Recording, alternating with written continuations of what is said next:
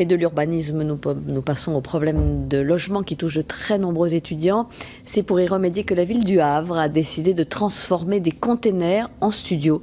L'ensemble va être installé sur la zone portuaire, à proximité de l'université. Alors voyons comment les jeunes vont y vivre avec ce reportage d'Arnaud Lapère et Sébastien Maloiseau. Ces conteneurs empilés sur le port du Havre font partie du paysage.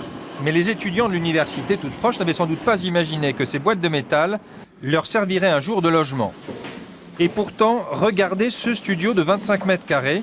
Il est aménagé dans un conteneur recyclé.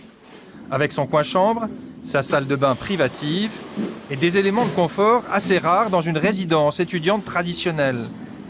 L'université en a commandé une centaine et le chantier sera livré en un temps record. La livraison du chantier se fait en 6 mois au lieu de 18 mois après délivrance des permis de construire. Et pour un coût qui est le même au niveau du loyer, on a une chambre de 24 mètres carrés au lieu de 18 que l'on a en résidence traditionnelle. Les conteneurs importés de Chine sont transformés dans cet atelier. Pour les rendre habitables, on perce des ouvertures, puis on pose les portes et les fenêtres. Il faut ensuite assurer l'isolation intérieure.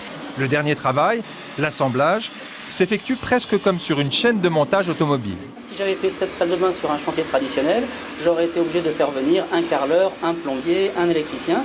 Or là, pour ce produit-là, qu'est-ce que l'on a fait? En amont, on a conçu de façon industrielle un produit qui a été fabriqué en usine, que l'on a fait venir ici et qu'on a assemblé en quelques jours. Une construction rapide pour un coût inférieur d'environ 500 € le mètre carré par rapport à l'habitat traditionnel. Les conteneurs version studio pourraient donc séduire beaucoup d'universités en manque chronique de logement.